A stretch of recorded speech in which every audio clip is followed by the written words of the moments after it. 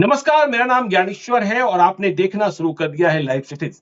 मेरे साथ बिहार के जाने माने political analyst doctor Sanjay Kumar ji जुड़े हैं और जी, संजय जी नमस्कार। आपका स्वागत करते हुए आज जेपी नड्डा, नमस्ते।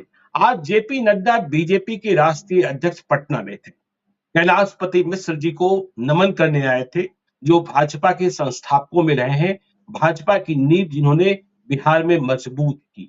लेकिन जब जेपी नड्डा आए, जिनके बारे में मैं मानता हूं कि वे बीजेपी में नंबर 3 पर ही हैं, पार्टी के राष्ट्रीय अध्यक्ष भले ही हैं, लेकिन नरेंद्र मोदी, अमित शाह के बाद ही उनके बातों का महत्व रहता है। तो देखिए, जब अमित शाह आए थे, तो उन्होंने झंझारपुर में तेल पानी की बात कर दी थी। इसके बाद बहुत सारे कंफ्यूजन पैदा हो गए थे। क्या नीतीश कुमार के रास्ते फिर से खुल रहे हैं? नीतीश कुमार के प्रति नरमी दिखाई थी। वैसे यह बात सच है कि चाहे नरेंद्र मोदी हो या अमित शाह हो, जब परिवारवाद, भ्रष्टाचार और तुष्टीकरण पर बोलते हैं, तो इसमें नीतीश कुमार को नहीं घसीटते। भ्रष्टाचारियों में नीतीश कुमार का नाम नहीं दिया जाता है। हाँ, आरजेडी का नाम जरूर आता है, लालू यादव का नाम आता है, तेजस्वी यादव का नाम आता है। लेकिन आज जेपी नड्डा ने, सम्राट चौधरी ने बात शुरू की और इसके बाद जेपी नड्डा ने मुहर लगा दी कि बिहार में अब किसी को भाजपा अपने कंधे पर नहीं बिठाएगी, कंधे पर बिठाकर आगे नहीं करेगी। चाहे 2024 की लड़ाई हो या 2025 की लड़ाई हो विधानसभा की, हम अपने ही बूते बिहार को जीतेंगे, बिहार को फतह करेंगे। तो जेपी नड्डा राष्ट्रीय अध्यक्ष, संजय जी, इस उद्बोधन को, संबोधन को आप किस रूप में देखते हैं? अब देखिए, पॉलिटिकल पंडित कह रहे हैं कि जो बातें शुरू हुई थी नीतीश कुमार को लेकर कि वे एनडीए में वापस जा सकते हैं, कुछ बातें हो रही हैं। राष्ट्रपति द्रौपदी मुर्मू ने जो भोज दिया था, उसमें नरेंद्र मोदी से मुलाकात हुई थी। लेकिन आज जेपी नड्डा ने क्या फाटक बंद कर दिया या इन बातों पर विराम दे दिया कि बीजेपी अपने ही बूते, चाहे जो भी बिहार में कास्ट सर्वे की रिपोर्ट आई, इसके जो भी असर दिखाई पड़ेंगे, उससे भी बीजेपी लड़ने को तैयार बैठी है?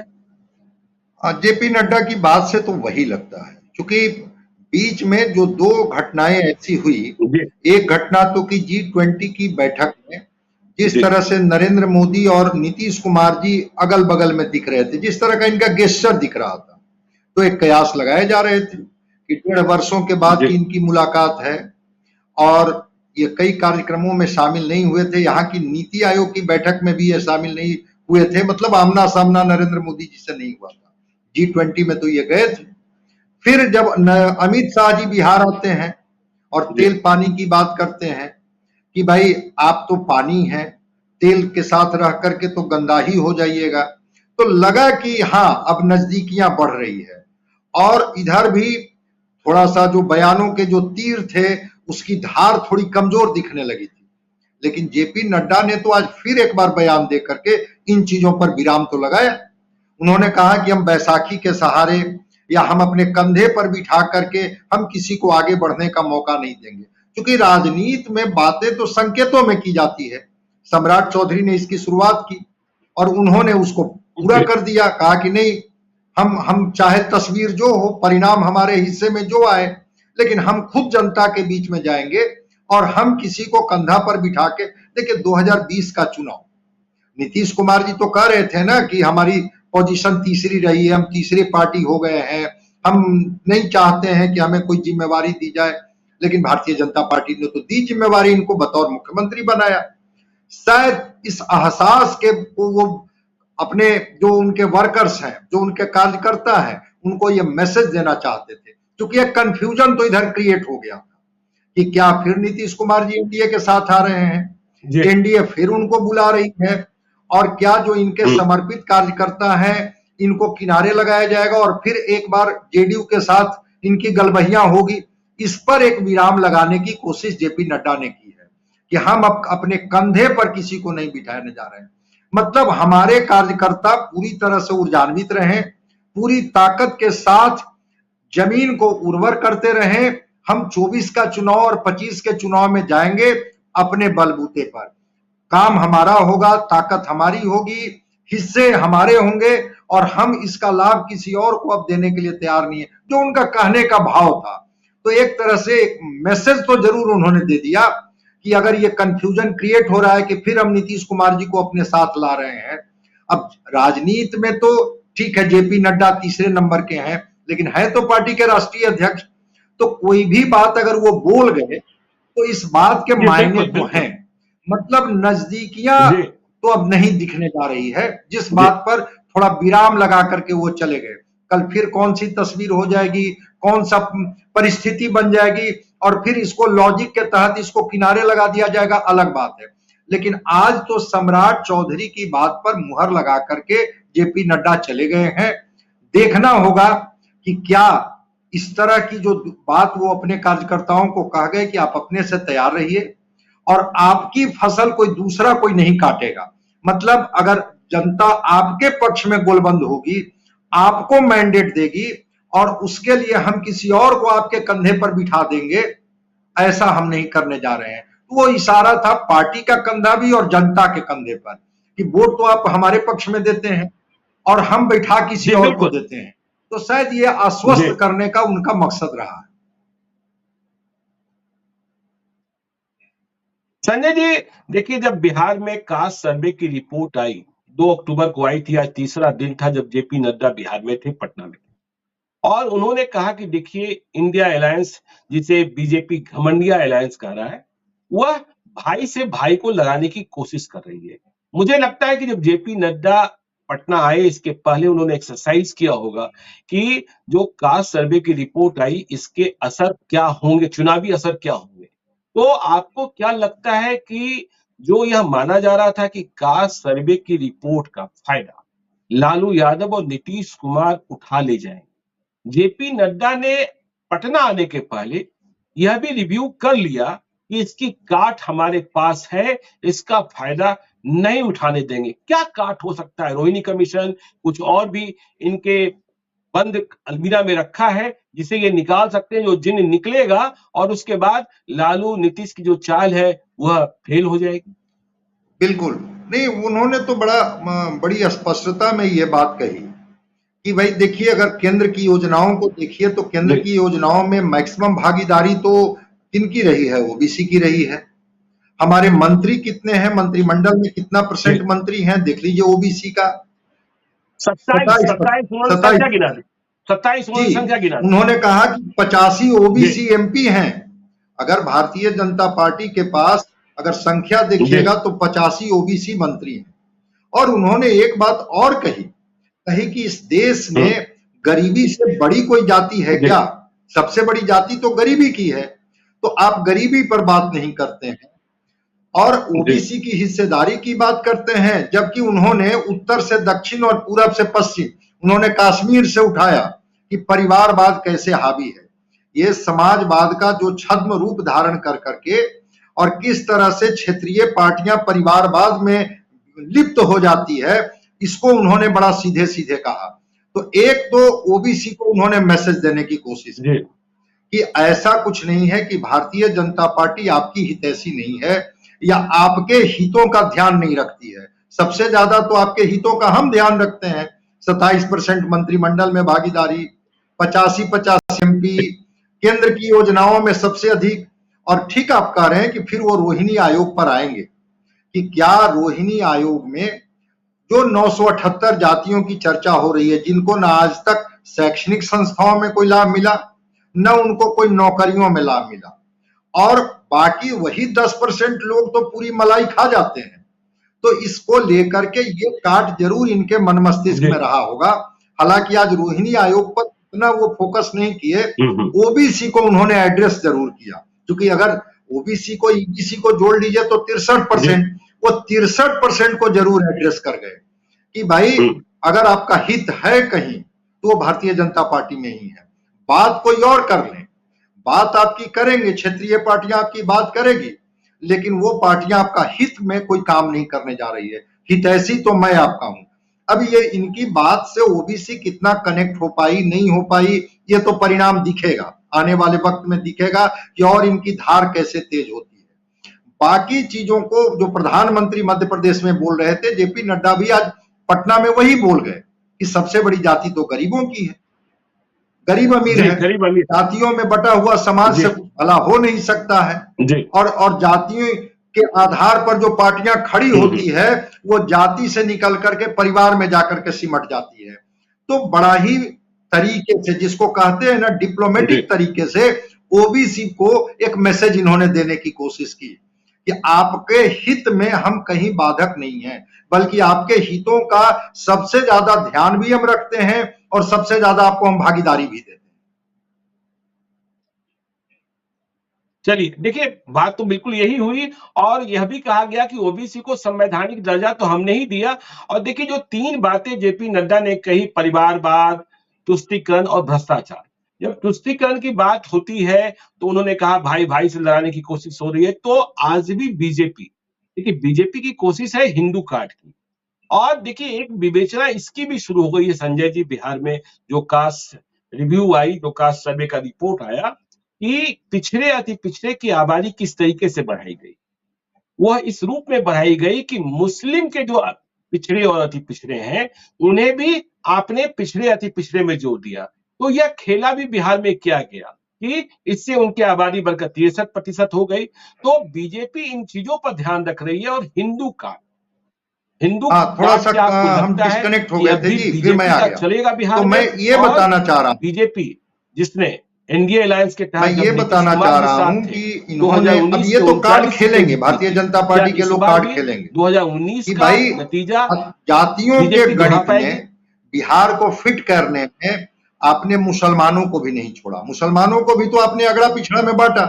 और किशनगंज और सीमांचल में यही कार्ड तो ये खेल रहे थे जी। ये जो आपके हित की बात ये पार्टियां करती हैं, पसमानदा मुसलमानों के लिए इन्होंने क्या किया? पसमानदा मुसलमानों के हित में कितनी योजनाएं बनी और उसके आधार पर ये पसमानदा मुसलमानों का इन्होंने कितना भला किया। तो तुष्टीकरण की बात तो ये कर गए कि आपने उनके अगड़ों और पिछड़ों को तो एक साथ कर दिया और कर करके उनकी संख्या आपने बताई कि 17% आपकी संख्या है। लेकिन जो पिछड़ गए मुस्लिम, उनके हितों के लिए तो कोई आपने कोई योजना, ठोस योजना तो नहीं चलाई। पसमानदा मुसलमान जिसमें वो बाकी सारे लोग आते हैं वो तो वहीं के वहीं खड़े हैं, चाहे शिक्षा का सवाल हो, चाहे उनकी आर्थिक स्थिति का सवाल हो, चाहे उनकी बेहतरी का सवाल हो, चाहे उनके घर मकान का सवाल हो, आज भी तो वहीं पर वो खड़े हैं। तो ये सवाल को लेकर के भी इन्होंने घेरने की कोशिश की कि तुष्टीकरण में भी आप उनका भला नहीं करते हैं, तुष्टीकरण की बात करते हैं, तुष्टीकरण के नाम पर उनको गोलबंद करते हैं, लेकिन आप उनके हितैषी नहीं। नहीं, ठीक है संजय जी, हितैषी नहीं है। और देखिए जब परिवारवाद की बात की, भ्रष्टाचार की बात की, तो देखिए परिवारवाद की बात पर सबसे अधिक शोर बीजेपी करती है।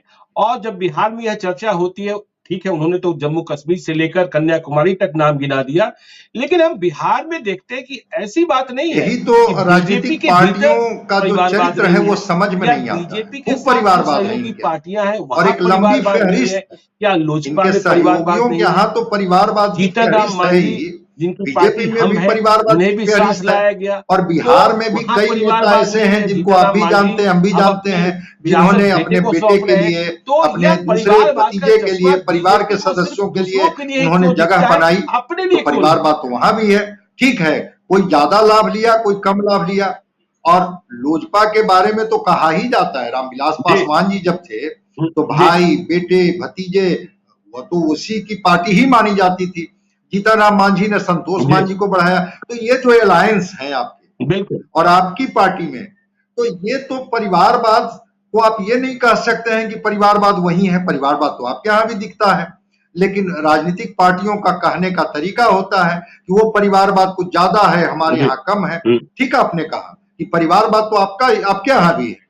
आप ये नहीं कह सकते हैं कि बिल्कुल हम परिवारवाद से कोई किनारा कर लिए हैं और वहां केवल परिवारवाद है। परिवारवाद तो यहाँ भी है और वहां भी है। तो आप परिवारवाद के नाम पर आप बहुत क्षेत्रीय पार्टियों को नहीं घेर सकते हैं जब तक कि आप अपने यहाँ परिवारवाद को बिल्कुल मिटा नहीं देते हैं। आपके यहाँ है और वो दिखता है परिवारवाद, इससे कौन इनकार कर सकता है?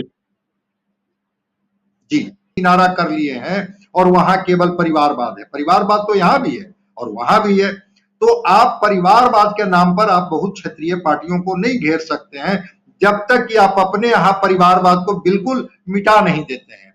आपके यहाँ है और वो दिखता है परिवारवाद, इससे कौन इनकार कर सकता है।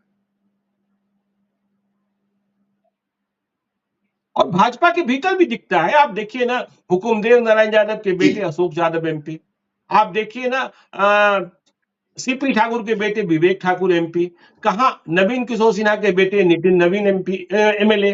तो यहां भी ऐसा नहीं है, मतलब लंबी सीरीज है जिसको आप कह सकते हैं कि यहां भी परिवार में जो आगे बढ़े हैं उन्हें आगे। जी अब बिल्कुल सम्राट चौधरी शकुनी चौधरी के बेटे हैं, इस बात बिल्कुल को याद रखा जाए।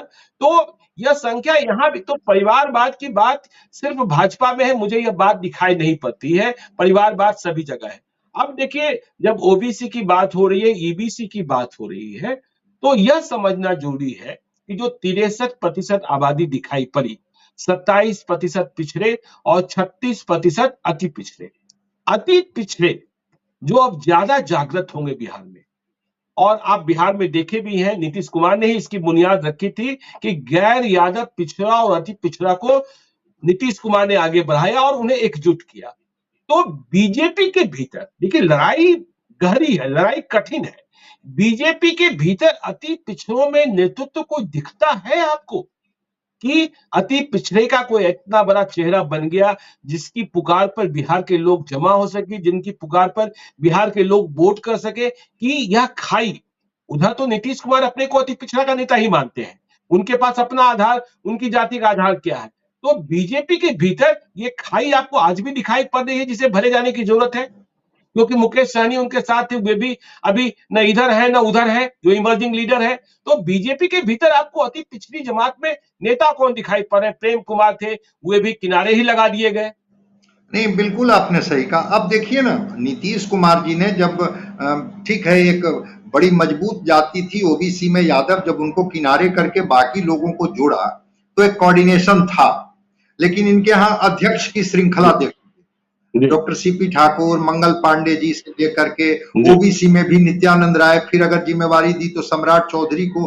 कोई अति पिछड़ा को तो इन्होंने कभी फ्रंट फुट पर रखा नहीं, और 36% उसकी आबादी है। तो आप ये नहीं कह सकते हैं कि अति पिछड़ा का हम सबसे बड़े लंबरदार हैं, सबसे बड़े हम हितैषी हैं। कोई 5 चेहरा बता दो ना बिहार के स्तर पर। ठीक है, कुछ दलित चेहरे इनके पास हैं जिनको इन्होंने कोशिश की जिम्मेवारी देने की संगठन में, सरकार में भी, जब ये सरकार में थे तब भी जिम्मेवारी दी थी।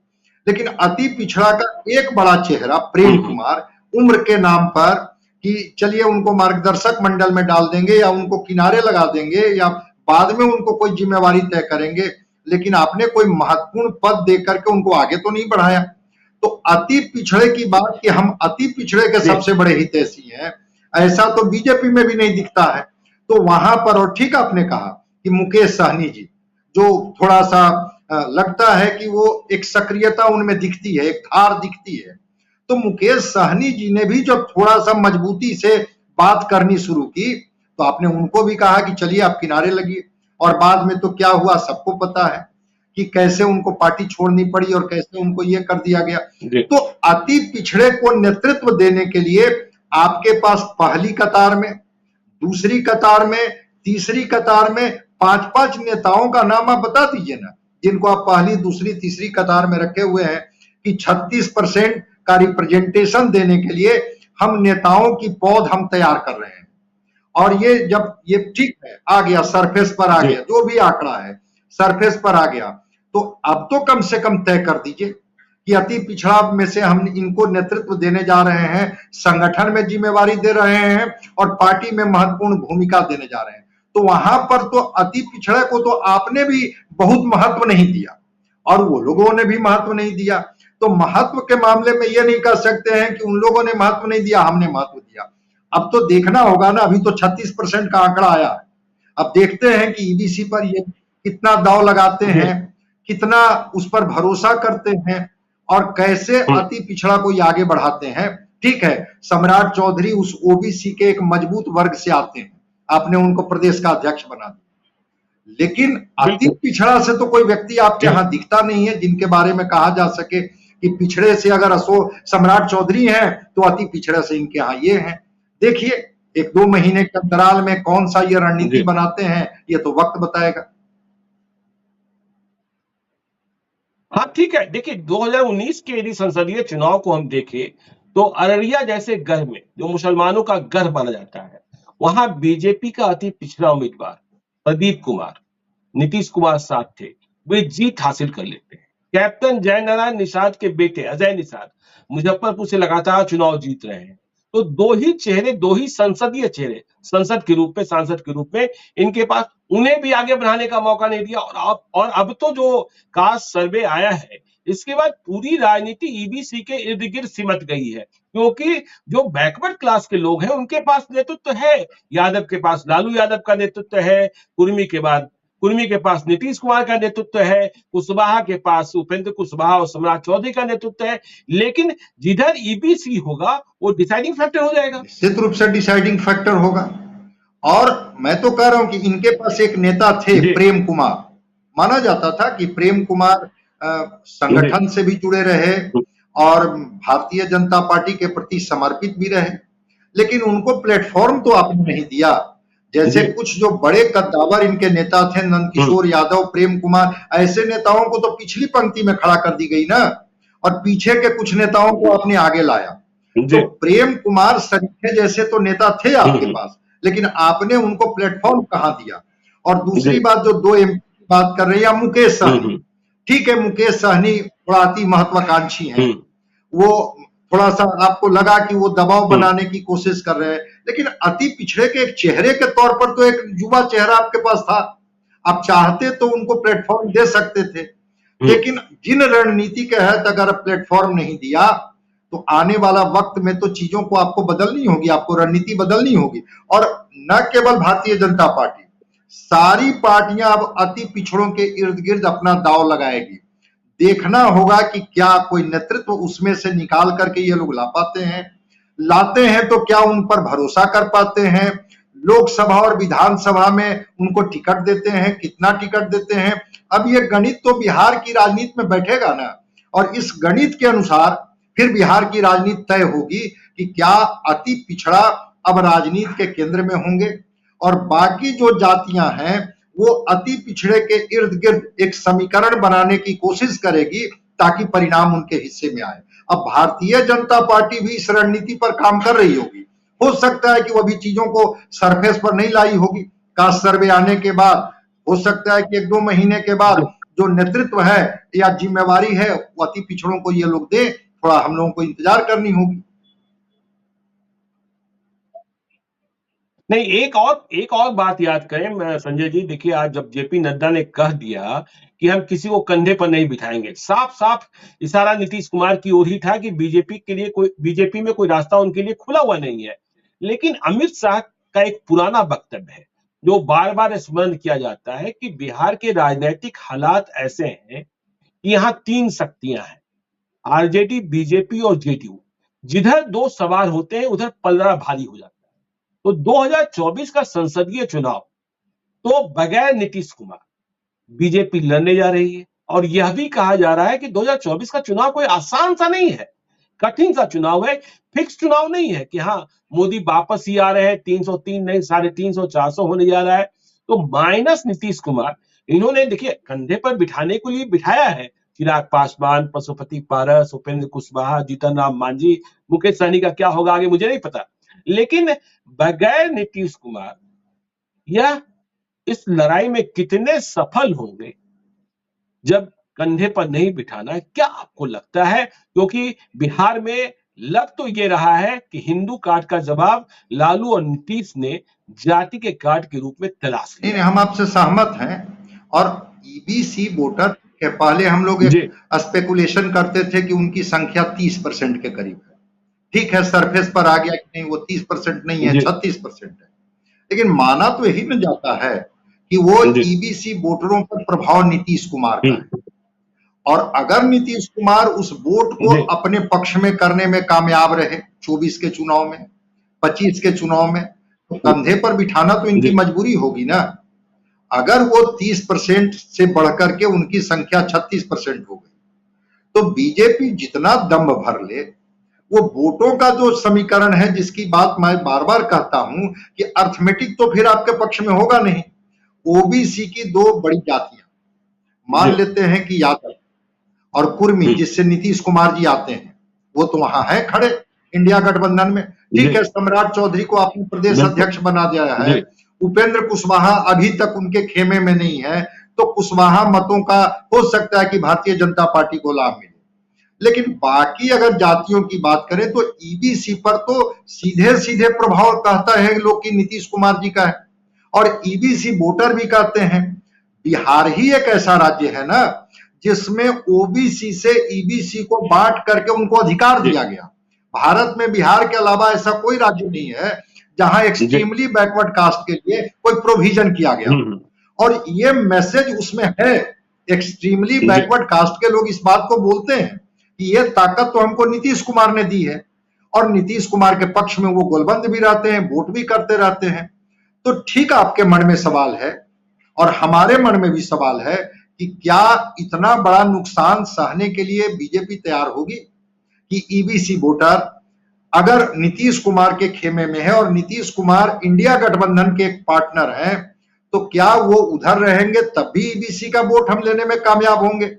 अब मान लिया जाए कि ये चुंबक लगाएंगे, लेकिन अगर वो चुंबक का आकर्षण नीतीश कुमार के तरफ होगा तो तस्वीर तो कुछ और होगी। इनकी अर्थमेटिक भी नीतीश कुमार के साथ दिखेगी, इनकी केमिस्ट्री भी नीतीश कुमार के साथ दिख जाएगी।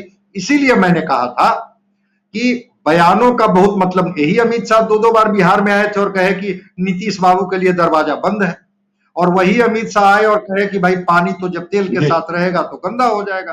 तेल और पानी की बात करने लगे, मतलब इशारा कर रहे थे कि कहां आप तेल के साथ चले गए। जेपी नड्डा ने आज कहा, हो सकता है कि अपने कार्यकर्ताओं को यह मैसेज देने के लिए किया होगा कि आप घबराइए नहीं, फिर हम उनके साथ नहीं जा रहे हैं या उनको हम अपने साथ नहीं ला रहे हैं। लेकिन जब वोटों का घाटा दिखेगा, क्योंकि जो तस्वीर पूरे भारत की आ रही है, तो बिहार की 40 लोकसभा की सीटों का मतलब है, और जातीय सच्चाई से न हम इनकार कर सकते हैं, ना आप इनकार कर सकते हैं। क्योंकि बिहार की जो शतरंज की जो बिसात बिछाई जाती है, वो जातीय बिसात ही तो है, और उस बिसात में ईबीसी वोटर अगर इंटैक्ट रहते हैं नीतीश कुमार के साथ, तो भाजपा को तो मैं नहीं समझता हूं कि बहुत अच्छी स्थिति होगी। इसलिए हो सकता है कि इस बयान के बाद एक टेस्ट भी लेना चाहते होंगे कि क्या मैसेज आता है, क्या रिएक्शन आता है। कभी कभी राजनीति में जो बड़े जो चेहरे होते हैं, बड़े नेता होते हैं, वो कोई बात ऐसे ही बोल जाते हैं कि देखते हैं कि उसकी क्या प्रतिक्रिया आती है। तो ये बोल गए, लेकिन अगर ईबीसी वोटर को इनके सम्राट चौधरी या जो लोग भी इनको भरोसा दिला रहे होंगे कि नहीं नहीं नीतीश बाबू के अलावा भी हम अपने स्तर पर उनको हम अपने पक्ष में ले आएंगे, अगर वैसी तस्वीर बनती हुई नहीं दिखेगी तो हो सकता है कि वो तस्वीर कुछ और हो और नीतीश कुमार की जरूरत भाजपा महसूस करे। नीतीश कुमार जाएंगे कि नहीं जाएंगे, भाजपा इनको लेगी कि लेगी नहीं लेगी, ये तो वक्त बताएगा। लेकिन समीकरण तो बिना नीतीश कुमार के भाजपा का फिट बैठता हुआ दिखता नहीं है, अगर माना जाता है या दिखते रहा है कि ईबीसी वोट पर नीतीश कुमार की सीधे सीधे पकड़ है। चलिए, तो देखिए भाजपा का जो समीकरण है वो अब भी कठिन बना हुआ है बिहार में बगैर नीतीश कुमार। कोशिश जारी है बीजेपी की। लेकिन एक आखिरी सवाल बिल्कुल संक्षिप्त में आपसे जवाब चाहेंगे संजय जी, कि चलिए हमने ये मान लिया कि नीतीश कुमार के लिए बीजेपी ने फाटक बंद कर दिया। नीतीश कुमार तो कहते ये रहे कि मैं जा कह रहा हूं, मैं तो पूरे देश में विपक्ष को एक करने का काम कर रहा हूं। लेकिन इंडिया अलायंस के भीतर भी नीतीश कुमार को वो तवज्जो मिलता हमें दिख नहीं रहा है जिसकी कल्पना नीतीश कुमार ने की थी। फिर ऐसे में क्या? नीतीश कुमार जी भी बहुत, अब जितना उत्साहित वो शुरू में दिख रहे थे पटना की बैठक में, मुंबई पहुंचते पहुंचते तो विराम ही लगा दिया गया ना। और यहाँ पर लालू प्रसाद जी ने राहुल जी को दूल्हा बना दिया, अब मुंबई जाते जाते कह दिया कि आप घबराइएगा नहीं, आपके पीछे हम मजबूती से खड़े हैं। और दूसरी बात, जो इनको संयोजक की एक उम्मीद थी, उसमें कई कोऑर्डिनेटर बना दिए गए, 12-13 कोऑर्डिनेटर हो गए। तो नीतीश कुमार जी को वहां बहुत तवज्जो नहीं दिख रही है। और नीतीश कुमार बोलते भी, चाहे बंगलोर हो, बॉम्बे हो, पटना हो, कि भाई हमने तो विपक्ष को एकजुट किया, मेरा क्या है। तो अगर बहुत तवज्जो इनको वहां नहीं मिलेगी तो नीतीश कुमार जी का जो मिजाज है, जो तेवर रहा है, वो बहुत दिनों तक इस तरह से कॉम्प्रोमाइजिंग स्टेज में नहीं रहते हैं। और हो सकता है, कहा जा रहा था ना बीच में, जब ये जा रहे थे वाजपेयी जी के पुण्यतिथि में, जब ये पटना में चले गए माला चढ़ाने के लिए, तो कहा गया ना कि ये दबाव की राजनीति कर रहे हैं। नीतीश कुमार जी दबाव की राजनीति नहीं करते हैं। नीतीश कुमार जी सारी खिड़कियां और दरवाजे खुला रखते हैं और उसमें कोई भी स्थिति बन सकती है, इसलिए इससे इनकार नहीं किया जा सकता। चलिए इस पर विस्तार चलिए इस पर विस्तार से चर्चा करेंगे। नीतीश कुमार इंडिया अलायंस में कहां और आगे की संभावनाएं क्या। आज की बातचीत को हम यही खत्म करते हैं। हम अपने दर्शकों से चाहते हैं कि जिन्होंने अब तक हमारे यूट्यूब चैनल लाइव सिटी को सब्सक्राइब नहीं किया है वे जरूर कर लें, और यदि इस वीडियो को फेसबुक पेज के माध्यम से देख रहे हैं तो पेज को लाइक करें, ट्विटर पर भी हमें फॉलो करें। धन्यवाद।